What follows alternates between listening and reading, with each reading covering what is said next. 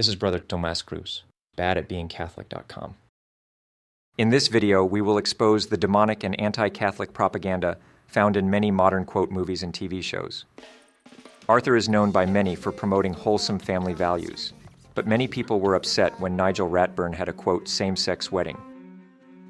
While this certainly was blameworthy, many people overlooked a subtle detail. We can see here that Ratburn and his quote husband are different species, which is of course a parallel to interracial marriage.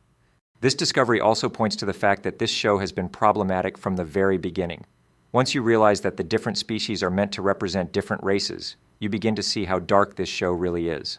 The most obvious example is the fact that Arthur, the quote aardvark, has a pet dog named Pal. This of course normalizes the idea of slavery. One might try to justify this by claiming that Pal is clearly of a lower class of animal without a sense of rationality, and thus is okay to have as a pet, but this is simply not true. We know that dogs elsewhere in the Arthur universe are rational creatures, such as Arthur's classmate Binky Barnes. While you could argue that Binky is not as intelligent as some of the others, it is clear that he is of a rational species, and thus it is wrong to enslave his kind. It's also noteworthy that there are many Arthur episodes done from Pal's point of view.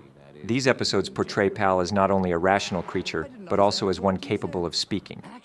And let's not forget this blatantly racist moment. Be my partner? I guess so. Arthur has also promoted the sin of gluttony on multiple occasions. Better to be eaten by you.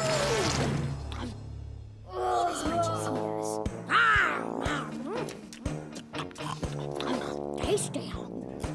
Oh, are you having cake? Wow, the ultimate chocolate sundae. Wow. The hills are alive with the smell of burgers, and they're all mine. Because after I've eaten all I can, I share the rest with all the little children. This is especially diabolical when you consider that children are the target audience of this show. It is no surprise that childhood obesity has been skyrocketing ever since this show has come out. Many Catholics are aware of the gratuitous sexual immorality found in many Hollywood films today, but they are too blind to see the countless examples of degeneracy that were inserted into, quote, family-friendly media. There are many obvious examples of premarital kissing, which many false Catholics will try to justify as being anything less than a mortal sin. But there are also many darker examples, such as the bestiality seen here. And Disney made not one, but 2 movies in which necrophilia is a major plot element. Many will try to brush these off as simply fantastical stories, and that we shouldn't read into them that way, but they are wrong and are simply acting as children of Satan.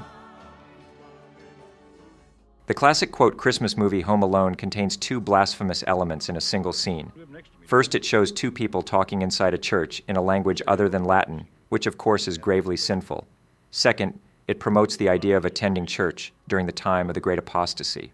This is especially ironic, considering the title of the movie, Home Alone, as this better describes what Catholics ought to be doing on Christmas and every Sunday as well. Many Catholics know to avoid shows like Breaking Bad because it promotes and glorifies drug use. But there is actually something even more diabolical right before our eyes. The main character, Walter White, is actually an allusion to James White. The resemblance is not merely in the shared name, but also in their appearance characterized by a bald head and goatee. But of course, the most striking resemblance is that both of them are puppets of the devil. Lastly, we believe that their use of an RV as the central location for their illicit activities is meant to be a mockery of our monastery. We would like to again state publicly that our monastery does not have wheels. Not that there is anything wrong with living in an RV, but we definitely don't. I'd also like to take a few moments to add 2 shocking new discoveries to our previous Pixar video. First, in the movie Cars 2, we see that there exists a, quote, car pope. While this of course is theologically impossible, we will save that for another video. It seems the real issue here is implying that the See of Peter could be occupied in real life, when in fact it isn't. Second, The Incredibles has a shockingly blasphemous, quote, wedding scene. At first, we were concerned that this priest would not have the faculties or jurisdiction to witness a wedding. But it turns out that The Incredibles timeline actually puts this event in the 1940s, long before the Great Apostasy. And thus this priest would have been validly ordained. However, it again contains the error of speaking in a language other than Latin, which would in fact invalidate the marriage. It is also clear that Bob and Helen are not taking this seriously by having a side conversation, and by saying "I do" in reference to something else. You gotta be more than Mr. Incredible. You know that, don't you? So long as you both shall live. I do. We again witness another illicit kiss, but this is not even because the marriage is invalid. Even if this marriage were valid, Catholic teaching tells us that married couples ought not to kiss until after the marriage is consummated, under pain of mortal sin. It is also a pious tradition, though not strictly required, to abstain from kissing until after your first child is born. Something that is also interesting about this timeline is that the events of both movies take place in October of 1962, the exact same month and year that the, quote, Second Vatican Council began. This movie also uses the phrase, quote, the glory days, in reference to the days of Bob's former superhero career. But it's more fitting to say that it actually refers to the glory days before Vatican II.